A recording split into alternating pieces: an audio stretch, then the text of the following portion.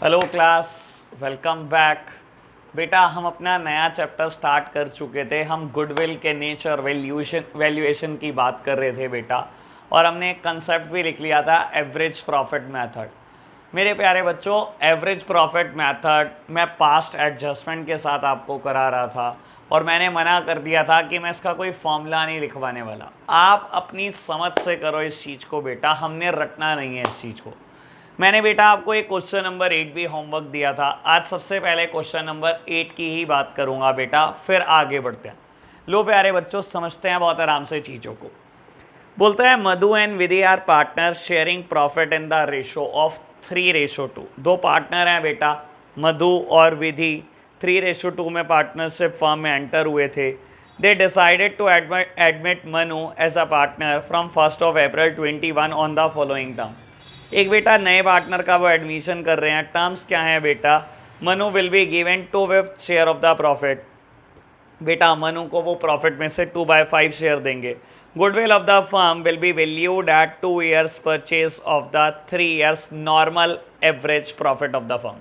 बेटा number of year purchase आपको दे रखे हैं 2, और आपको कहता है 3 years का नॉर्मल एवरेज प्रॉफिट आपको कैलकुलेट करना है। बेटा नॉर्मल प्रॉफिट की मैंने बात की थी उस दिन, मैं बात कर रहा था आपको बेटा, कोई भी एबनॉर्मल चीज़ हमें नहीं लेनी बेटा, कोई भी ऐसी चीज़ नहीं लेनी जो बेटा बिजनेस में यूजुअल ना हो बेटा, जो चीज़ बेटा बिल्कुल कैजुअल ना हो बिजनेस में, ऐसी चीज़ों को ही इंक्लूड करना है हमारे को। बेटा जो रूटीन एक्टिविटी हैं सिर्फ वही चीज़ें आपको देखनी है बिजनेस में। जो चीज़ें कभी कभी होती हैं बेटा, ऐसी चीज़ों को हमें नहीं देखना, वो नॉर्मल बिजनेस एक्टिविटी नहीं होती, ना ही बेटा वो नॉर्मल प्रॉफिट का कभी पार्ट हो सकती हैं। तो प्यारे बच्चों हम बढ़ते हैं आगे। कहता है profit for the previous 3 year ended on 31 March were. बेटा पिछले 3 सालों के प्रॉफिट मुझे दिए हुए हैं। 2021 का प्रॉफिट मुझे देता है 30,000 after debiting loss of stock by fire 40,000। बेटा ऑल्दो इसकी चर्चा बार बार हुई है, दोबारा भी करूंगा। कहता है 2020 में लॉस दिया हुआ है 80,000 including voluntary retirement compensation paid ₹1,10,000। इसकी चर्चा आपके लिए बिल्कुल नहीं होगी बेटा, इसकी भी बात करेंगे हम। और बोलता है 2019 में प्रॉफिट है बेटा 1,10,000 including a gain of 30,000 on the sale of assets, calculate the value of goodwill. लो प्यारे बच्चों, गुडविल की वैल्यूएशन करनी है। नंबर ऑफ ईयर परचेज आपको दिया हुआ है, मुझे एवरेज प्रॉफिट कैलकुलेट करना है। लो बेटा बहुत आराम से चीज़ों को समझने की कोशिश करो। आपको एवरेज प्रॉफिट कैलकुलेट करना है प्रीवियस 3 ईयर का, तो 2021, 2020 और 2019 का प्रॉफिट लिखो सबसे पहले। लो प्यारे बच्चों, क्वेश्चन ने मुझे क्या प्रॉफिट दिया, मैं सबसे पहले वो लिखता हूं। बेटा क्वेश्चन ने मुझे प्रॉफिट दिया 30,000 लॉस 80,000, 30,000 लॉस 80,000, और बेटा 1,10,000 का प्रॉफिट दिया, मैंने लिख दिया बच्चों। चलो अब आराम से पढ़ना शुरू करते हैं। 2021 बोलता है बेटा प्रॉफिट जो है ये 30,000 after debiting loss of stock by fire 40,000। बेटा ये जो प्रॉफिट है किसको डेबिट करने के बाद आया बेटा? आग से कुछ स्टॉक जल गया था 40,000 रुपए। बेटा आपने P&L अकाउंट में दिखा दिया होगा लॉस बाय फायर 40,000, और बेटा उस लॉस को दिखाने के बाद आप प्रॉफिट लेकर आए 30,000। बेटा देखो प्रॉफिट लॉस निकालने के लिए ठीक है ये बात, प्रॉफिट एंड लॉस में हम दिखाएंगे बेटा लॉस बाय फायर को, प्रॉफिट एंड लॉस निकालने के लिए ठीक है। लेकिन बेटा जब आप बिजनेस की बात करते हो, जब आप बिजनेस की गुडविल की बात करते हो, तो वहां बेटा सिर्फ नॉर्मल चीजों को देखते हैं बेटा, सिर्फ नॉर्मल प्रॉफिट को। आपको नहीं लगता बेटा बिजनेस में आग लगना एक एबनॉर्मल एक्टिविटी है? सामने वाला पर्सन आया है मेरे दुकान की गुडविल खरीदने, सामने वाला पर्सन मेरे दुकान की गुडविल परचेज कर रहा है बेटा, उसको मैं क्या बताऊंगा कि मैं नॉर्मल बिजनेस से कितना कमाता हूं? क्या बेटा ये नॉर्मल चीज है? क्या मैं उसे अपना प्रॉफिट इतना गिराकर बताऊं 30,000 रुपए, जबकि मैं कमा रहा था 70,000 रुपए? मैंने कमाए तो थे होंगे बेटा 70,000 रुपए, लेकिन 40,000 का स्टॉक आग में जलकर खत्म हो गया, और मैं क्या प्रॉफिट 30,000 बोल दूं उसको बेटा? नहीं बेटा, ये कोई नॉर्मल बिजनेस का प्रॉफिट नहीं है। नॉर्मली तो प्रॉफिट बेटा दुकान से आप 70,000 रुपए कमा रहे थे, ये एक एबनॉर्मल एक्टिविटी है मेरे प्यारे बच्चों, आप रटते हो इन चीजों को, मैं नहीं रटवाता, लेकिन हाँ पता नहीं क्या चक्कर है बेटा, फॉर्मूला लिखना पड़ता है, आप रट्टा मार देते हो कि अब नॉर्मल लॉस ऐड होगा। मैं रटवाना नहीं चाहता बिल्कुल भी। बाबू आपने अपनी समझ से सोचना है, क्या बिजनेस में आग बार बार लगती है क्या? 50 सालों में एक बार लगती है बेटा, ठीक है ना। नॉर्मली तो मैं 70,000 ही कमा रहा था ना, मैं क्यों दिखाऊं बेटा 30,000 रुपए, ठीक है ना। क्यों मैं अपने प्रॉफिट की वैल्यूएशन को कम करूं, क्यों मैं अपनी गुडविल की वैल्यूएशन को कम करूं? तो प्यारे बच्चों ये है आपकी बात का जवाब। बाबू उसके बाद 2020 में क्या हुआ, कहता है लॉस हुआ 80,000 का, include the voluntary retirement compensation paid 1,10,000। बेटा देखो, वैसे तो बताऊं मैं, इस चीज को हम प्यार से बोलते हैं VRS, वॉलंटरी रिटायरमेंट स्कीम देना। लो बेटा क्या होता है वॉलंटरी रिटायर होना? बाबू मैं एक बात बताता हूं पुराने जमाने की, कभी बैंक ने भी ऑफर दिया था बेटा VRS का अपने बहुत सारे एम्प्लॉइज को।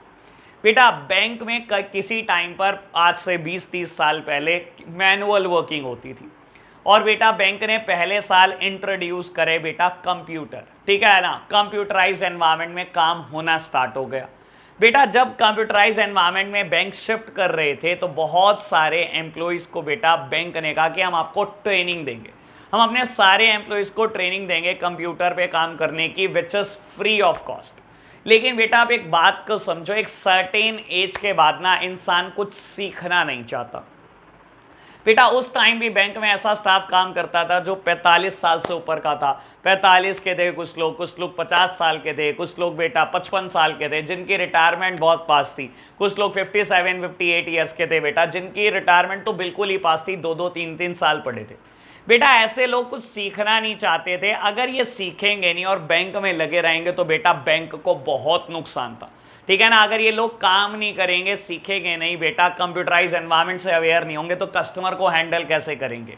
और बेटा सरकारी जॉब की एक यही तो बहुत खासी टेंशन है बेटा, आपको सरकारी जॉब पे आना होता है, काम कहाँ करना होता है ये कहाँ लिखा है, ठीक है ना। आप अपना कॉन्ट्रैक्ट ऑफ एम्प्लॉयमेंट पढ़कर देखो, सरकारी नौकर जितने भी है बेटा लिखा होता है काम पर आना है, ठीक है ना। काम पर आना है, काम करना है, ये कहाँ लिखा होता है बेटा? तो नौकरी से इन्हें कोई निकाल नहीं सकता बेटा, इनकी जॉब परमानेंट है बेटा।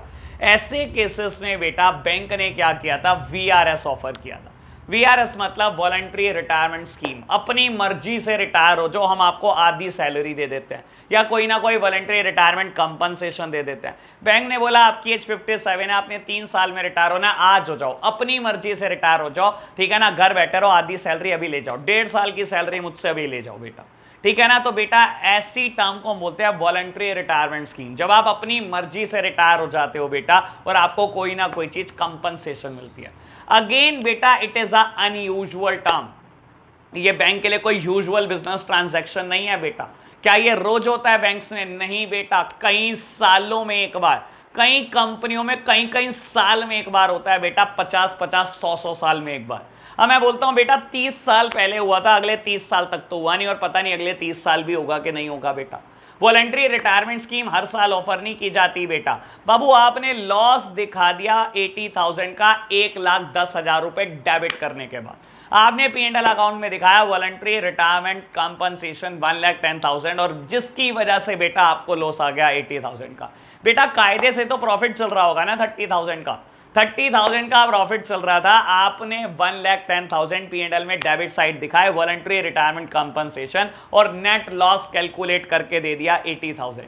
मेरे प्यारे बच्चों क्या ये नॉर्मल बिजनेस एक्टिविटी है क्या? अगर आप इसे बोलते हो नॉर्मल बिजनेस एक्टिविटी है तो बेटा लॉसेस आ जाएंगे बेटा, कहीं ना कहीं मेरा प्रॉफिट बहुत कम हो जाएगा, कहीं ना कहीं गुडविल की वैल्यूएशन कम हो जाएगी।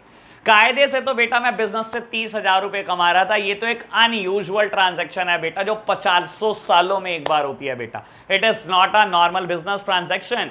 तो ये जो एबनॉर्मल लॉस आपने लेस कर दिया है बेटा, इसको भी ऐड बैक कर दो। तो बेटा मैं 1,10,000 को ऐड बैक कर रहा हूं प्यारे बच्चों, ठीक है जी, बात समझ में आई? आगे बढ़ो बेटा। 2019 में बोलता है 1,10,000 का प्रॉफिट है including a gain of 30,000 on the sale of fixed assets. मेरे प्यारे बच्चों 1,10,000 रुपए का प्रॉफिट है, कहते हैं इसमें 30,000 का प्रॉफिट वो भी है जो फिक्स्ड एसेट्स बेचने से आया। मैं फिर यही बात बोलता हूं बेटा, फिक्स्ड एसेट्स बेचने से आया। आपके पास लैंड थी, आपने बेच दी, लैंड बेचने से 30,000 कमाए। सर नॉर्मल बिजनेस से कितने कमाए? नॉर्मल बिजनेस से 80,000 कमाए। 80,000 नॉर्मल बिजनेस से कमाए होंगे, 30,000 बेटा फिक्स्ड एसेट्स बेचने से कमाए होंगे, तभी तो 1,10,000 रुपए कमाए होंगे। क्या बेटा मैं ये बोल दूं कि मेरा नॉर्मल बिजनेस का प्रॉफिट 1,10,000 है? नहीं बेटा, ये तो ओवर एस्टिमेशन हो जाएगा प्रॉफिट का। आपकी दुकान का प्रॉफिट तो सिर्फ 80,000 रुपए है बेटा। आपने, बात अलग है बेटा, इस साल फिक्स्ड एसेट्स बेच दी और आपको प्रॉफिट हो गए। क्या बेटा बिजनेस में ये एक्टिविटी नॉर्मल होती है कि फिक्स्ड एसेट्स बेची जाती है रोज? नहीं बेटा, 20-20, 30-30 साल के इतिहास में कभी एक बार बेटा फिक्स्ड एसेट्स बेची जाती है। ठीक है ना। फिक्स्ड एसेट्स कौन सी होती है बेटा? Which is required in the business for more than 1 year, जिनका पर्पस कभी सेल नहीं होता। फिक्स्ड एसेट्स वो होती हैं बेटा जिनका पर्पस ही सेल नहीं होता बेटा, जब बिल्कुल स्क्रैप बन जाती हैं हम तब बेचते हैं इनको। जैसे कि प्लांट एंड मशीनरी, कभी बेचने के लिए नहीं आप खरीदते बेटा, जब पूरा यूज कर दोगे बेटा बिल्कुल खत्म हो जाएगी, लोहा बन जाएगी, तब हम बेचते हैं। क्या बेटा अगर उसको बेचने से 30,000 रुपए का प्रॉफिट हुआ, क्या मैं ये नॉर्मल बिजनेस एक्टिविटी मान लूं? नहीं बेटा, it is a abnormal gain. ये जो गेन हुआ है बेटा ये एबनॉर्मल है, बार बार नहीं होगा। तो बेटा क्योंकि मुझे नॉर्मल बिजनेस का प्रॉफिट चाहिए, इस 30,000 के प्रॉफिट को बाहर निकाल दो। लो प्यारे बच्चों, मैं लिखता हूं एबनॉर्मल गेन। ये बेटा नॉर्मल बिजनेस एक्टिविटी का प्रॉफिट नहीं है, मैंने 30,000 को बाहर निकाल दिया। बाबू इसके बाद क्या कैलकुलेट होंगे? Normal profit of the business. ये कैलकुलेट हो जाएंगे बेटा normal profit of the business. कितने बेटा? 70,000, 30,000 एंड 80,000 रिस्पेक्टिवली। बेटा अब क्या कैलकुलेट कर रहे हैं मुझे? Average profit. और एवरेज प्रॉफिट का फॉर्मूला क्या होता है बेटा? Profit for the year number 2019, 2020, और ऐड करते चले जाओ बेटा कब तक? 2021 तक। और बेटा 3 साल के प्रॉफिट हैं, तो बेटा मैंने क्या करा? 3 साल से डिवाइड बेटा, 3 ईयर से डिवाइड। 19 में प्रॉफिट 80,000, 2020 में प्रॉफिट 30,000 और 21 के प्रॉफिट 70,000। डिवाइड कर दो बेटा 3 से, तो average profit would be 60,000। Average profit calculate हो गया 60,000 का। You can easily calculate the goodwill. Goodwill का फॉर्मूला क्या है बेटा? Average profit multiplied by number of year purchase. Average profit multiplied by the number of year purchased. बेटा average profit 60,000 है, number of year purchase शायद question 2 बोले थे मेरे को, तो बेटा मैंने गुडविल कैलकुलेट कर ली 1,20,000। मैंने ये क्वेश्चन होमवर्क दिया था बच्चों, जो कर पाया है बहुत अच्छी बात, जो नहीं कर पाया बेटा चीज़ों को आराम से समझने की कोशिश करो। बेटा इन चीज़ों को रट्टा नहीं मारो, क्योंकि बेटा एक नई एडजस्टमेंट आती है बोर्ड्स में, तो ठीक है ना मेरे प्यारे बच्चों। चलो आगे बढ़ते हैं बेटा, बात करते हैं क्वेश्चन नंबर 10 की। कहता है Abhay, Babu and Charu are partner sharing profit and losses equally. They agree to admit Daman for the equal share of profit. बेटा 3 पार्टनर थे, PSR बराबर थी, एक नए पार्टनर को एडमिट कर रहे हैं। कहता है for this purpose the value of goodwill is to be calculated on the basis of 4 year purchase of the average profit of the last 5 year. बेटा नंबर ऑफ ईयर परचेज आपको 4 दे दिए और आपको बोलता है एवरेज प्रॉफिट निकालना है आपको पिछले 5 सालों का। ठीक है जी। These profit for the year ended 31st of March were, बेटा 2017 से लेकर 21 तक के प्रॉफिट दे दिया आपको। 1,50,000, 350, 5 लाख, 7,10,000 और लॉस दे रखा है बेटा लास्ट में 5,90,000 का। ठीक है जी। कहता है on 1st of April 2020 a car costing 1 lakh was purchased and debiting to the traveling expense account। ठीक है जी बेटा। कहता है 1 अप्रैल 2020 को आपने कार खरीदी थी जिसको ट्रेवलिंग एक्सपेंस अकाउंट में डाल दिया। ठीक है जी। On which depreciation is to be charge at the rate 25% per annum. बाबू कहता है उसके ऊपर डेप्रीसिएशन चार्ज करना चाहिए आपको 25%। ठीक है जी। कहता है interest on non trade investment is credited to the income for the year ended 31st of March 20 and 21। ठीक है जी। कहता है 10-10 हज़ार रुपये 2 साल आपको नॉन ट्रेड इन्वेस्टमेंट से इनकम हुई है, जो 31 मार्च 20 और 31 मार्च 2021 में आपने दिखाई है। और आपको कहता है calculate the value of goodwill after adjusting the above. लो प्यारे बच्चों कुछ भी दिक्कत नहीं है, मैं फिर वही बोल रहा हूँ बेटा, जितना अच्छा सोच सकते हो उतनी अच्छी अकाउंट कर सकते हो बेटा। आपसे अच्छी अकाउंट्स कोई नहीं कर सकता बेटा, अगर आप बहुत अच्छा सोच सकते हो तो। सोचना ही सब कुछ है बेटा अकाउंट्स में। लो प्यारे बच्चों, बहुत आराम से चीज़ों को समझना शुरू करते हैं। हम कर रहे हैं क्वेश्चन नंबर 10। लो बाबू, हम कर रहे हैं क्वेश्चन नंबर 10 और हमारे को प्रॉफिट दे रखे हैं 5 अलग अलग सालों के। ठीक है बेटा, 2017 से स्टार्ट होकर 2021 तक। मैं लिखता हूं बेटा,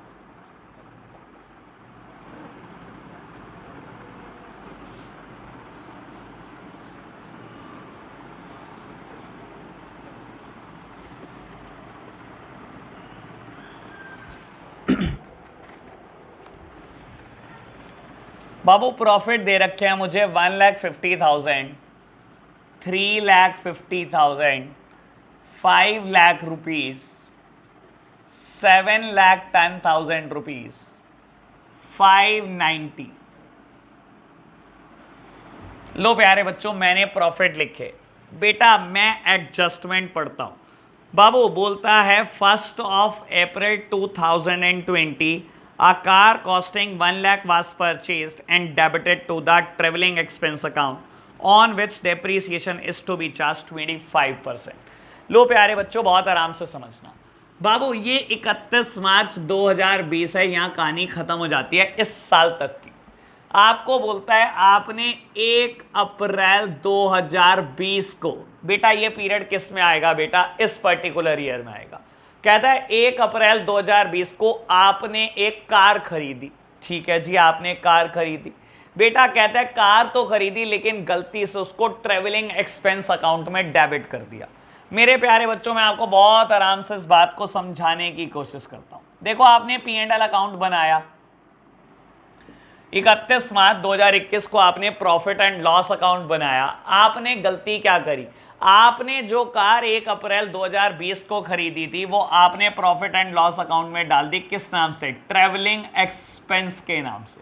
और जब आपने ट्रेवलिंग एक्सपेंस के नाम से 1 लाख रुपए डेबिट कर दिए तो क्या बेटा अपना प्रॉफिट आपने 1 लाख रुपए से कम कर दिया होगा? खैर इस क्वेश्चन में तो लॉस ही आ गया।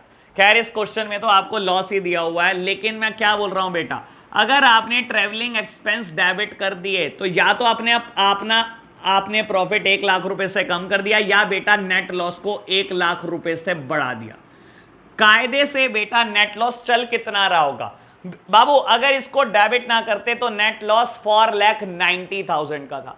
लेकिन आपने क्या करा बेटा, इसको डेबिट कर दिया ट्रैवलिंग एक्सपेंस अकाउंट में, जबकि it is a asset. Car एक एसेट होती है बेटा। आपने कहां से इसको डेबिट कर दिया, ट्रैवलिंग एक्सपेंस में, अपना नेट लॉस बढ़ा दिया। तो सबसे पहले तो यही एडजस्टमेंट को करेक्ट करो कि आपने ट्रैवलिंग एक्सपेंस के नाम के बेटा 1 लाख रुपए इसमें क्या करे हुए हैं, डेबिट किए हुए हैं बेटा, जो गलत डेबिट किए हुए हैं। लो बेटा मैं करेक्शन कर रहा हूं, ठीक है ना, करेक्शन आप बोल सकते हो एडजस्टमेंट एंट्री।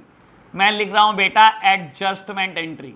बेटा आपने क्या करा, या रेक्टिफिकेशन एंट्री, कुछ भी लिख लो बेटा, रेक्टिफिकेशन एंट्री भी लिख सकते हो आप। बाबू आपने क्या गलती करी, बाबू खरीदी थी कार, एसेट थी, यानी कि दिखानी कहां चाहिए थी बेटा, दिखानी चाहिए थी बैलेंस शीट में। आप बैलेंस शीट में दिखाते कार 1 लाख रुपीस, लेकिन आपने गलती क्या करी, आपने P&L अकाउंट में दिखा दिया ट्रेवलिंग एक्सपेंस अकाउंट में। बेटा P&L में दिखाते ही डेबिट साइड आपने क्या करा बेटा, अपने लॉसेस को बढ़ा दिया, जबकि क्या ये दिखाना चाहिए था, नहीं बेटा आपने ये माइनस कर दिया P&L अकाउंट में। मैं एडजस्टमेंट कर रहा हूं तो मैं क्या कर रहा हूं बेटा, आपकी गलती सुधार रहा हूं। जो मैंने ये फिगर 1 लाख की माइनस कर दी थी इस प्रॉफिट में से, तो मैं क्या कर रहा हूं बेटा, इसको ऐड कर रहा हूं। लो प्यारे बच्चों मैंने एडजस्टमेंट कर दी, लेकिन क्वेश्चन कहता है इसके ऊपर 25% डेप्रीसिएशन तो दिखाना ही चाहिए। लो बेटा अगर मैंने 1 लाख रुपए प्लस कर दिए इसमें, यानी कि बेटा मैंने पूरी की पूरी फिगर P&L अकाउंट से अब हटा दी। मैंने प्रॉफिट बुक कर रहा ना, मैंने बेटा नेट लॉस अब बुक कर दिए 4,90,000 जो कि एक्चुअलिटी में हुए थे। ठीक है जी बेटा बाबू, लेकिन कहता है ये 25% डेप्रीसिएशन जरूर चार्ज कर देना। और डेप कितने टाइम का चार्ज होगा बेटा, पूरे 1 ईयर का डेप्रीसिएशन चार्ज होना चाहिए, क्योंकि आपने कार कब खरीदी थी, 1st of April 2020 को। बेटा मैंने सिर्फ पहले रेक्टिफिकेशन करी, जो आपने गलती 1,00,000 रुपए की डेबिट की थी मैंने सिर्फ वो सुधारी है बेटा। ये गलती तो सुधार दी बेटा, लेकिन डैप तो देना पड़ेगा, अब डैप तो देना पड़ेगा। अब 1,00,000 की कार के ऊपर अगर आप डेप्रीसिएशन चार्ज करोगे 25%, 25,000 रुपए का, तो क्या वो प्रॉफिट एंड लॉस अकाउंट में लिखना पड़ेगा? बिल्कुल लिखना पड़ेगा। किस नाम से? Depreciation on car. बेटा क्या ये 25,000 रुपए लिखने पड़ेंगे? ये तो लिखने पड़ेंगे बेटा। क्या ये प्रॉफिट में से माइनस होते हैं? बिल्कुल माइनस होते हैं। तो बेटा अगेन आप लिख लो रेक्टिफिकेशन या adjustment entry, rectification of depreciation, rectification of depreciation. बेटा तो आप क्या कर रहे हो? रेक्टिफाई एंट्री पास कर रहे हो। बाबू 1,00,000 रुपए का जो ट्रेवलिंग एक्सपेंस गलत दिखाए जबकि कार थी वो मैंने ऐड कर दिए, और इस कार पे जो मुझे डेप्रीसिएशन चार्ज करना चाहिए वो अब मैं चार्ज कर रहा हूं बेटा, वो माइनस कर रहा हूं अपने प्रॉफिट में से। लो प्यारे बच्चों, मैंने रेक्टिफिकेशन कर दी, लेकिन क्वेश्चन यहां खत्म नहीं हो जाता। क्वेश्चन मुझे आगे की और बात करता है। क्वेश्चन कहता है interest of 10,000 on non-trade investment is credited to the income for the year ended 31st of March 20 and 31st of March 21। बेटा ब्याज कमाई आपने नॉन ट्रेड इन्वेस्टमेंट, वर्ड ध्यान रखना, नॉन ट्रेड इन्वेस्टमेंट यानी कि व्यापार की इन्वेस्टमेंट नहीं है बेटा, नॉर्मल बिजनेस एक्टिविटी नहीं है, non trade investment. Trade investment मतलब व्यापार में लगी हुई इन्वेस्टमेंट। बेटा क्या कहता है? Non trade investment. मैं बोलता हूं बेटा आपने किसी कंपनी के डिबेंचर्स खरीद रखे थे, मैंने किसी कंपनी के डिबेंचर खरीद रखे थे बेटा, आज ब्याज दे दिया उस कंपनी ने 10,000 रुपए। किस किस साल में बेटा? 2020 को भी दिया 31 मार्च और 2021 को भी दिया। क्या बेटा मैंने दुकान से प्रॉफिट कमाया? ये आप खुद सोचो बेटा। नॉन ट्रेड इन्वेस्टमेंट के ऊपर ब्याज कमाई है बेटा, इंटरेस्ट कमाया। दुकान से कमाया क्या? नहीं बेटा। और मैं प्रॉफिट किसका निकाल रहा हूं? नॉर्मल बिजनेस एक्टिविटी का, दुकान का प्रॉफिट निकाल रहा हूं बेटा अपनी। तो क्या बाबू आपने ये गलत नहीं ऐड करा? क्या ये एक एबनॉर्मल गेन नहीं है बेटा? बिल्कुल एबनॉर्मल गेन है बेटा, हटा दो, हटा दो बेटा। नॉन ट्रेड इन्वेस्टमेंट से आपने जो कुछ भी कमाया, लो बेटा मैं लिख रहा हूं एबनॉर्मल गेन। कितना बेटा? 10,000 कमाया है 31st ऑफ मार्च 20 को, 31st ऑफ मार्च 21 को भी 10,000 रुपीज कमाया। लो प्यारे बच्चों, मैं समझता हूं अब तो क्वेश्चन बिल्कुल खत्म हो गया। तो ये कैलकुलेट होकर आएंगे मेरे normal profit 2017 as it is, 18 as it is, 19 as it is, 20 में बेटा 7 लाख, और बेटा 21 में लॉसेस 5,25,000 रुपीज के।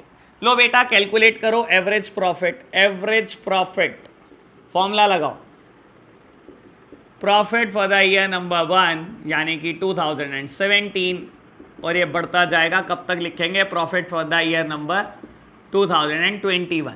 बेटा एवरेज निकालनी है 5 साल के प्रॉफिट की डिवाइडेड बाय 5। लो बेटा ऐड करो फटाफट से।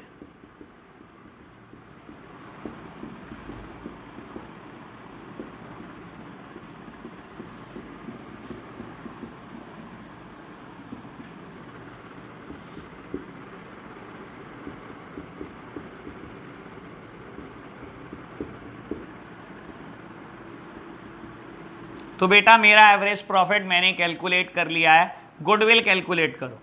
गुडविल का फॉर्मूला क्या होता है बेटा? Average profit multiplied by number of year purchased, multiplied by number of year purchased. लो बेटा एवरेज प्रॉफिट कितना है? 235,000। Number of year purchase question ने आपको दे रखे शायद 4, मैंने पढ़ा था ऑन द बेसिस, बिल्कुल जी, नंबर ऑफ ईयर परचेज 4 दे रखे आपको। तो बेटा हमने बहुत इजीली गुडविल कैलकुलेट कर ली 9,40,000 रुपीज। लो बेटा क्वेश्चन नंबर 11 करेंगे। आप एक काम करना, रीड मेरे साथ साथ कर लो, मुझे पोज करके सॉल्व करना। मैं चाहता हूं बेटा ये आप खुद सॉल्व करो, ठीक है ना? मुझे पोज कर देना, सॉल्व कर देना और सॉल्यूशन मैच करना क्या आपने ठीक किया। कहता है Bhaskar and Pillai are partner sharing profit and losses in the ratio of 3:2। They admit Kanika into the partnership for the 1/4 share in profit. ठीक है जी। Kanika bring her share of goodwill in cash. Goodwill for this purpose is to be calculated 2-year purchase of average normal profit of past 3 years. बेटा number of year purchase 2 दे रखे हैं आपको और आपको कहता है एवरेज प्रॉफिट निकालना है आपको पास्ट 3 ईयर्स का। ठीक है जी। Profit for the last 3 year ended 31 of March were. बेटा 2019 में आपको प्रॉफिट देता है 50,000 रुपये। बोलता है including profit on sale of asset 5 lakh. कोई नहीं, इसको देखेंगे बेटा, वैसे मैं ऐसी एडजस्टमेंट कर चुका हूँ। लॉस देता है 20,000 का बेटा 2020 में और आपको बोलता है including the loss by fire 30,000। 21 में बेटा प्रॉफिट देता है 70,000 का। बोलता है इसमें एक इंश्योरेंस क्लेम भी मिला हुआ है और इंटरेस्ट ऑन इन्वेस्टमेंट और डिविडेंड भी आपने कमाया हुआ है। कहता है calculate the value of goodwill, also calculate goodwill brought by Kanika. बेटा मैं सिर्फ वैल्यू ऑफ गुडविल निकालूंगा, अभी कनिका कितनी गुडविल लाई मैं इसको कैलकुलेट नहीं करूंगा, ऑल्दो चाहिए 1 सेकंड का मुद्दा हो। बेटा इसकी चर्चा हम करेंगे नेक्स्ट चैप्टर में करेंगे, ठीक है ना मेरे प्यारे बच्चों। तो मैं सिर्फ गुडविल कैलकुलेट करूंगा, मैं सिर्फ वैल्यूएशन ऑफ गुडविल कर रहा हूं अभी। लो प्यारे बच्चों समझना,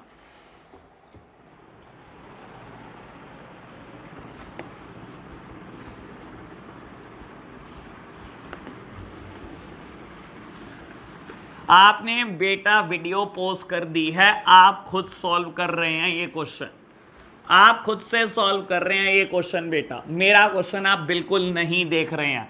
अगर बेटा मिसमैच होगा, बुक से आपका आंसर मैच नहीं करेगा तो ही आप मेरा सॉल्यूशन चेक करने वाले हो। लो प्यारे बच्चों, क्वेश्चन नंबर 11 बाबू क्या बोलता है। 3 अलग अलग साल दिया आपको, 2019 की बात करी इसने, 2020 किसने बात करी और 2021 किसने बात करी। मेरे प्यारे बच्चों इसने मुझे प्रॉफिट दिए हुए हैं, प्रॉफिट दिया 2019 का 50,000 रुपीज़, 2020 का लॉसेस दिए 20,000 के और 21 में फिर प्रॉफिट दिया इन्होंने 70,000 रुपये। लो बेटा बात करते हैं 2019 की। कहता है including profit on sale of asset 5,000 रुपये। मैं फिर वही बात बोलता हूं बेटा, बिजनेस की फिक्स्ड एसेट्स आप बार बार बेचते हो क्या बेटा? नहीं बेटा, it is not a usual transaction, ये तो एक एबनॉर्मल ट्रांजैक्शन है, 15-20 साल में एक बार बिकेगी। बेटा फिक्स्ड एसेट्स का पर्पस कभी बेचना ही नहीं होता। आपने अगर मजबूरी में बेचा और अगर प्रॉफिट कमा लिया है बेटा, तो ये कोई बिजनेस ट्रांजैक्शन से तो प्रॉफिट नहीं कमाया। ये तो बेटा दुकान पे मिठाइयाँ बेचकर 5 स्टार ने तो प्रॉफिट नहीं कमाया, ये तो कन्फेक्शनरी आइटम बेचकर प्रॉफिट नहीं कमाया। ये तो फिक्स्ड एसेट्स आज बेचनी पड़ गई बेटा। एक मशीन थी जिसमें वो पैटिस बनाते थे बेटा, वो खराब हो गई, उन्होंने बेच दी, लेकिन फिर भी प्रॉफिट पर बिक गई 5,000। तो मेरे प्यारे बच्चों क्योंकि ये बिजनेस ट्रांजैक्शन नहीं है, नॉर्मल बिजनेस ट्रांजैक्शन नहीं है, इसे बाहर निकाल दो। लो प्यारे बच्चों माइनस कर रहा हूं मैं एबनॉर्मल गेन,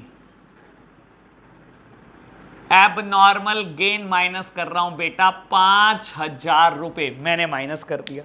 बेटा 2020 में क्या हुआ? कहता है लॉस है 20,000 रुपए का इंक्लूडिंग लॉस बाय फायर। बेटा 20,000 रुपए का लॉसेस में 30,000 रुपए का लॉस है बेटा जो आग लगने से हुआ। सर 50 साल में एक बार आग लगती है, it is not a normal business activity, तो आप 30,000 रुपए कैसे चार्ज कर सकते हो बेटा? तो नॉर्मल बिजनेस एक्टिविटी नहीं है, आपने चार्ज कर लिया था अमाउंट, बाहर निकाल दो बेटा, ऐड कर दो एबनॉर्मल लॉसेस को जो आप लेस कर चुके हो 30,000। मेरे प्यारे बच्चों मैंने ऐड बैक कर दिया, ठीक है जी। बेटा अब क्या हुआ? अब बेटा 2021 में आपको बोलता है प्रॉफिट तो है 70,000 का, लेकिन इसमें एक इंश्योरेंस क्लेम मिला हुआ है बेटा 18,000 रुपये और इंटरेस्ट ऑन इन्वेस्टमेंट और डिविडेंड है बेटा 8,000 रुपीज़। मेरे प्यारे बच्चों एक बात सुनो, ये जो आग लगी थी ना बिजनेस में, 30,000 रुपये का स्टॉक जल गया था, आपने इंश्योरेंस क्लेम के लिए अप्लाई कर दिया मान लो 2020 में, और ऐसा ही हुआ होगा बेटा। जब आग लगी और स्टॉक जल गया बेटा 30,000 का, तो आपने क्या करा? इंश्योरेंस क्लेम के लिए अप्लाई कर दिया बेटा। 21 में इंश्योरेंस क्लेम मिल गया आपको 18,000 का। इंश्योरेंस कंपनी ने गुड्स जो एसर्टेन करे बेटा वो 18,000 के निकले, जबकि आपके हिसाब से बेटा 30,000 रुपये का नुकसान हुआ था। बेटा उन्होंने आपको 18,000 रुपये पे कर दिए और आपने प्रॉफिट में जोड़ दिए 18,000 रुपये। बेटा दुकान के काम धंधे से प्रॉफिट हुआ क्या? ये कोई कन्फेक्शनरी और स्वीट बेचने से बेटा प्रॉफिट हुआ क्या 18,000 रुपए? नहीं बेटा, ये तो इंश्योरेंस क्लेम रिसीव हुआ, दुकान से तो प्रॉफिट नहीं हुआ बेटा। इट इज एबनॉर्मल आइटम, कई सालों साल में एक बार होगी बेटा, मैं तो वही समझाए जा रहा हूं आपको बार बार बेटा। तो क्या ये भी एक एबनॉर्मल आइटम है? बिल्कुल, ये भी एक एबनॉर्मल गेन है बेटा, बाहर निकाल दो इसको, बाहर निकाल दो। इंश्योरेंस क्लेम रिसीव 18,000 को, लो बेटा मैंने बाहर निकाल दिया। What about interest on investment and dividend? मेरे प्यारे बच्चों सोचना ही है, मैंने किसी कंपनी में इन्वेस्टमेंट कर रखे, उसके शेयर्स खरीद रखे हैं, आज उन्होंने उठाकर डिविडेंड दे दिया बेटा, it is a normal profit of the business. Whether it is a normal profit of a business? Answer is big no बेटा। शेयर पर अगर डिविडेंड आ गया तो बेटा 5 स्टार का ऑनर अपनी दुकान पर बैठा है बेटा, मिठाइयां बेच रहा है, कन्फेक्शनरी बेच रहा है, उसका जो प्रॉफिट है मुझे उसको देखना है बेटा। आज उसके मोबाइल पर मैसेज आता है डिविडेंड क्रेडिटेड वर्थ रुपीज जितना भी है 7,000 रुपीज, लेट सपोज बेटा 7,000 रुपए का डिविडेंड क्रेडिट हो गया बाबू, उसने अपने प्रॉफिट में जोड़ लिया। क्या आपको लगता है it is a normal business activity? नहीं बेटा, दुकान से थोड़ी कमाया उसने, दुकान के काम धंधे से नहीं कमाया बेटा, बाहर निकाल दो। तो बेटा मैं ऐसे प्रॉफिट को बाहर निकाल देता हूं बेटा। एक बार मैं इसकी वर्थ देख लेता हूं कितनी गिवन है क्वेश्चन में। क्वेश्चन में इसकी वर्थ गिवन है 8,000 रुपीज, सॉरी मैंने पहले शायद 7 बोल दिया था बेटा, आप ध्यान रखना। माइनस कर रहा हूं बेटा इंटरेस्ट ऑन इन्वेस्टमेंट या डिविडेंड, जो भी है, interest on investment and dividend बेटा बाहर निकाल दो। लो बच्चों मैंने बाहर निकाल दिया बेटा 8,000 रुपए को भी। लो बेटा अब टोटल कर लो नॉर्मल प्रॉफिट का। मैं क्या कर रहा हूं, नॉर्मल प्रॉफिट कैलकुलेट कर रहा हूं बच्चों। 50 में से 5 गए 45, 10,000 पॉजिटिव, 26 लेस करने हैं बेटा 54, सॉरी 44। लो प्यारे बच्चों मैंने कैलकुलेट कर लिए हैं नॉर्मल प्रॉफिट। करो जी calculate average profit. Average profit कैसे कैलकुलेट होता है? Addition of the normal profit for the different year. ये रे नॉर्मल प्रॉफिट बेटा डिफरेंट ईयर के ऐड कर दो। तो प्रॉफिट फॉर द ईयर 2019 और बेटा प्रॉफिट फॉर द ईयर 2021 तक सब ऐड कर दो। 3 सालों के प्रॉफिट है बेटा, it should be divided by 3। लो बेटा 45 plus 10 plus 44 divided by 3, 99,000 divided by 3, that means मेरे एवरेज प्रॉफिट 33,000 के होंगे। मुझे क्या कैलकुलेट करना है बच्चों? गुडविल। कैसे कैलकुलेट होती है? Average profit multiplied by number of year purchased.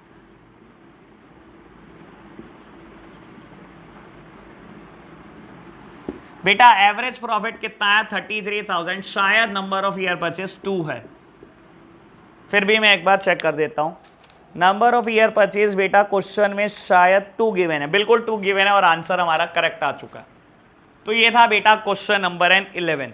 आज मैंने 3 क्वेश्चन कर दिए हैं बेटा। क्वेश्चन नंबर 12 में आपको होमवर्क दे रहा हूं, अब की बार मैं जरूर चाहता हूं बेटा ये क्वेश्चन आप बिल्कुल ठीक करो।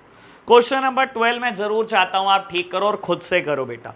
आगे बेटा एक नया क्वेश्चन स्टार्ट होता है जो वेटेड एवरेज प्रॉफिट मेथड पर बेस्ड है।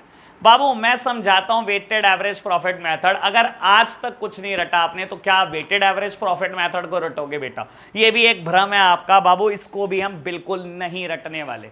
लो बेटा वेटेड एवरेज मेथड पर मैं एक कंसेप्ट लिखता हूं बेटा, फिर इस पर बेस्ड एक क्वेश्चन करके आज हम जाएंगे। लो प्यारे बच्चों मैं रब करता हूं इतना पोर्शन। बेटा मैं आपको फिर बोलूंगा, टीचर जरूर इसको बोलते रहेंगे कि ये तो फॉर्मूला बेस्ड चैप्टर है, फॉर्मूला रट्टा मारे और बेटा बच्चा 1 मिनट में निकाल दे। मैं सिंपल सी बात बोलता हूं बेटा, रटने की जरूरत ही क्या है? जब चीजें समझ आ सकती हैं तो रटना है ही क्यों इस चैप्टर को। बेटा लो कंसेप्ट नंबर 14 है हमारा, और बेटा हेडिंग लिखेंगे इस कंसेप्ट की weighted average profit method. Weighted average profit method.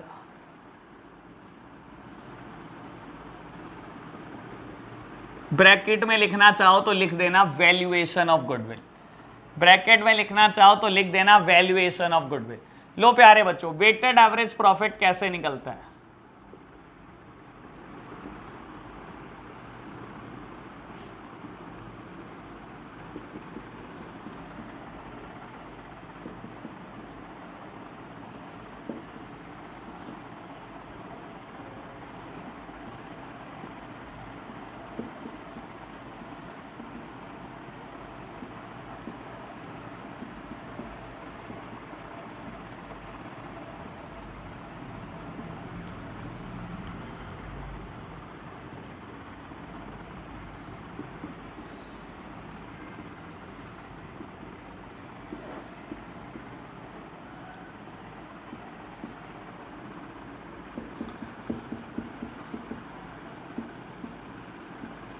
बेटा मैंने इसका फॉर्मूला नोट डाउन कर दिया है और बेटा आपने भी फटाफट से इसके नोट्स बना लिए हैं। बेटा वेटेड एवरेज प्रॉफिट निकलता कैसे, मैंने एक सिंपल फॉर्मूला लिखा, profit for the different year multiplied by their weights divided by total weights. बेटा ऐसा कुछ आपने शायद लास्ट ईयर स्टैट्स में भी किया, कहीं ना कहीं आपने स्टैट्स में भी वेटेड एवरेज प्रॉफिट मेथड पढ़ा होगा। बाबू मैं बोलता हूं मैं इसको रटवाऊंगा नहीं, मैंने फॉर्मूला जरूर लिख दिया बेटा मैं, लेकिन एक बार भी नहीं कहने वाला इसको रट लो, मैं रीड करके इसको समझाने की कोशिश करूंगा, मैं क्वेश्चन करूंगा इसको समझा दूंगा बेटा, और फिर गुडविल कैसे निकालेंगे, weighted average profit multiplied by number of year purchase. तो बेटा पहले जो एवरेज प्रॉफिट मेथड पढ़ा, या तो बेटा उसको एवरेज प्रॉफिट मेथड बोल सकते हो आप, या सिंपल एवरेज प्रॉफिट मेथड भी बोल सकते हो। अनलेस एंड अनटिल क्वेश्चन कभी कुछ कहे तो हम सिंपल एवरेज प्रॉफिट मेथड ही यूज करते हैं। वेटेड हम तभी यूज करेंगे जब क्वेश्चन हमें कहेगा बेटा वेटेड एवरेज प्रॉफिट मेथड के लिए। लो बेटा इस पर बेस्ड एक क्वेश्चन करता हूं बेटा, और फिर इस चीज का मतलब समझाने की कोशिश करता हूं बेटा। तो हम स्टार्ट कर रहे हैं क्वेश्चन से, क्वेश्चन नंबर 13 आपको बोलता है बेटा profit of a firm for the year ended 31st of March for the last 5 year वर। बेटा कहता है एक फर्म है बेटा जिसके पिछले 5 साल के प्रॉफिट आपको दे रखे हैं, 31st ऑफ मार्च 17 से लेकर 31st ऑफ मार्च 21 तक इसने प्रॉफिट दिया आपको, 20,000, 24,000, 30,000, 25,000 एंड 18,000। ठीक है जी बेटा। कहता है calculate the value of goodwill on the basis of 3 year purchase of weighted average profit after assigning weight 1, 2, 3, 4 and 5 respectively to the profit for the year ended 31st of March 17, 18, 19, 20 and 21। लो प्यारे बच्चों question में कुछ भी नहीं है, बहुत आराम से समझेंगे आप। नंबर ऑफ ईयर परचेज आपको 3 दे रखे हैं, ये टर्म आपको क्लियर होनी चाहिए। ठीक है जी, नंबर ऑफ ईयर परचेज आपको 3 दे रखे हैं। मेरे प्यारे बच्चों मैं क्वेश्चन नंबर 13 कर रहा हूं, मेरे पास स्पेस की कमी है, मैं इसको रब नहीं करना चाहता, इसको समझाना चाहता हूं। लो प्यारे बच्चों समझते हैं बेटा, मैं प्रॉफिट लिख रहा हूं फॉर द डिफरेंट ईयर। मुझे 31 मार्च 2017 से प्रॉफिट दे रखे हैं, 31 मार्च 18 का प्रॉफिट दे रखा है, 31 मार्च 19 का प्रॉफिट दे रखा है, 31 मार्च 2020 का प्रॉफिट दे रखा है और 31 मार्च 2021 का प्रॉफिट दे रखा है। बेटा मुझे प्रॉफिट कितने कितने दे रखे हैं इन्होंने, 20,000 का प्रॉफिट एक, 24,000 का प्रॉफिट एक, और बेटा 30,000 का प्रॉफिट एक दे रखा है मुझे, 25 एंड 18। बेटा ये मुझे पिछले 5 सालों के प्रॉफिट दे रखे हैं। ठीक है जी। बाबू कहता है इनको असाइन कर दो वेट्स, इनको असाइन कर दो वेट्स 1, 2, 3, 4 एंड 5। बस बेटा क्वेश्चन इतना ही था, और नंबर ऑफ ईयर परचेज 3 है बेटा, मैं इजीली कैलकुलेट कर सकता हूं, आप मेरे साथ चलेंगे, मेरे से बेटा इसके बारे में कुछ चीजों को समझ लेंगे। बेटा देखो मैं एक बात बोलता हूं, आपको पता है वेट्स का मतलब क्या होता है, मुझे नहीं पता बेटा आप कितना रट्टा मारते हो, कैसे आपने 11 स्टैट्स में किया था, लेकिन मैं एक बात समझाने की कोशिश करता हूं, मेरी तरफ देखना बेटा। मेरे लिए वेट्स का मतलब होता है इंपॉर्टेंस, वेट्स का मतलब और कुछ भी नहीं होता बेटा, वेट्स का मतलब होता है इंपॉर्टेंस। बेटा 31 मार्च 2021 अभी गया है, ठीक है ना, और 31 मार्च 2020 एक साल पहले, 31 मार्च 2019 2 साल पहले, फिर बेटा 3 साल पहले और फिर 4 साल पहले। बेटा ये साल अभी खत्म हुआ है, ये 1 साल पहले, ये 2 साल, ये 3 साल और ये 4 साल पहले। ठीक है ना। एक पर्सन मेरे पास आया और चाहता है बेटा वो मेरी दुकान की गुडविल के साथ मेरी शॉप खरीदता। मैंने कहा जी मैं तो गुडविल कैलकुलेट करूंगा लेकिन वेटेड एवरेज प्रॉफिट मेथड से करूंगा। बेटा मैंने उसको कहा कि ये तो पिछला ही साल था, इसकी इंपॉर्टेंस बहुत ज्यादा है, क्योंकि आज आप गुडविल खरीद रहे हो और ये साल अभी तो गया है बेटा, जो मैं हाल ही में इनकम कमा रहा हूं ये है कायदे से मेरी इनकम। 5 साल पहले मैं क्या कमाता था इसकी इंपॉर्टेंस आज की तारीख में नहीं है। आज का बिजनेस करने का तरीका बदल चुका है, आज की बिजनेस सिचुएशन बदल चुकी है। मैंने कहा मैं जो गुडविल की वैल्यू करूंगा ना, अपने करंट ईयर को सबसे ज्यादा इंपॉर्टेंस दूंगा। 1 साल पहले जो साल जा चुका है उसको थोड़ी कम इंपॉर्टेंस दूंगा, 2 साल पहले जो साल जा चुका है बेटा उसकी इंपॉर्टेंस थोड़ी कम, और जो 5 साल पहले एक साल जा चुका है बेटा उसकी इंपॉर्टेंस मेरे लिए ना के बराबर है। तो मैंने इनको अलग अलग वेट असाइन कर दिए बेटा, और मैंने क्या कैलकुलेट करा बेटा, मैंने करा profit multiplied by weight, profit multiplied by weight. मेरे प्यारे बच्चों प्रॉफिट को मल्टीप्लाई करा मैंने वेट से। देखो आप फटाफट से देखो और फिर मैं एक बार और एनालिसिस करूंगा इस बात पर। बेटा मैंने प्रॉफिट को जब मल्टीप्लाई कर लिया वेट से तो मैंने ऐसे प्रॉफिट्स का टोटल कर लिया, मैंने टोटल कर लिया। देखो मैंने क्या लिखा था फॉर्मूला में, profit for the different year multiplied by weight, और कायदे से अगर मैं लिखना चाहूं तो लिख देता हूं इसका सिग्मा। बेटा मैंने क्या करा, profit for the different year को मल्टीप्लाई कर दिया उनके वेट से और उसका मैं टोटल कर रहा हूं बेटा, that means sigma. Sigma means total 280 3,48,000। बेटा मेरी कैलकुलेशन अगर ठीक है तो ये 3,48,000 है। And the total of weights मुझे डिवाइड किससे करना है, टोटल ऑफ वेट से डिवाइड करना है। वेट का टोटल कर लेना 15 आएगा। What would be the average profit, बेटा वेटेड एवरेज प्रॉफिट में कैलकुलेट कर रहा हूं, वेटेड एवरेज प्रॉफिट में कैलकुलेट कर रहा हूं। वेटेड एवरेज प्रॉफिट कैसे कैलकुलेट होते हैं, टोटल कर लो, किसका total, profit for the different year multiplied by weight. मैंने टोटल किया हुआ है बेटा 3,48,000। बेटा कहता है डिवाइड कर दो टोटल वेट से, मैंने वेट का भी टोटल किया हुआ है। एक बार में बेटा बिना कैलकुलेशन के एक बात बताऊं आंसर क्या आएगा, आप खुद समझना। मुझे नहीं पता बेटा आपका एनालिसिस करने का तरीका क्या है, लेकिन मेरा एनालिसिस करने का तरीका बिल्कुल डिफरेंट है और मैं कैलकुलेशन से बता सकता हूं कि मेरा आंसर ठीक आएगा या गलत आएगा। आप खुद सोचना बेटा।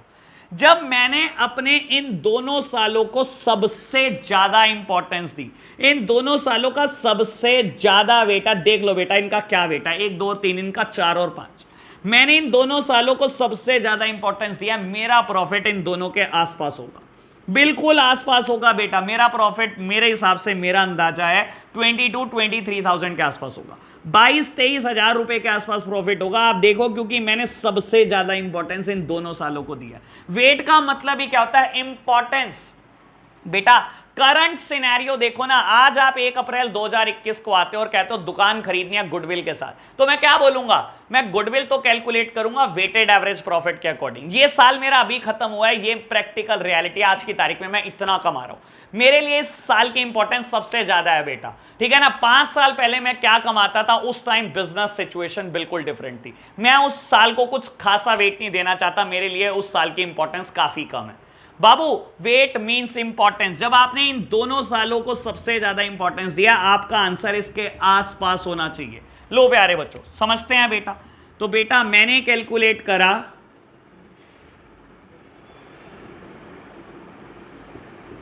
आंसर इज 23,200 और मैंने आपको कहा था बेटा 22-23,000 रुपए के आसपास आंसर आएगा। तो बेटा ऐसे आपको पता करना है, आपको एनालिसिस करना है, रट्टा नहीं मारना इन चीजों का। लो प्यारे बच्चों गुडविल कैलकुलेट करो। गुडविल का फॉर्मूला क्या है बेटा, पूरा लिख देता हूं। गुडविल का फॉर्मूला क्या है, weighted average profit, weighted average profit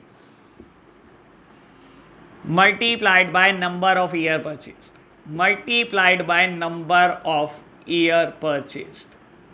तो बेटा weighted average profit 23200 and the number of year purchase given है क्वेश्चन में 3, तो आंसर है 69600। तो यहां मेरा क्वेश्चन नंबर 13 खत्म हो जाता है बेटा। आज मैंने आपको एक क्वेश्चन अभी तक होमवर्क दिया है, क्वेश्चन नंबर 12, तो आप एक क्वेश्चन और ट्राई करेंगे होमवर्क में, क्वेश्चन नंबर 14। बेटा एक बात नहीं है क्वेश्चन नंबर 14 में, मैं देखना चाहता हूं आप कितना कर पाए। अगर आपसे नहीं होगा तो नेक्स्ट क्लास में मैं करा दूँ। तो बेटा आज के लिए हम इतना ही रखते हैं, नेक्स्ट क्लास में एक नया कंसेप्ट पढ़ेंगे, कंसेप्ट नंबर 15। तो आज के लिए इतना ही बच्चों, बाय बाय।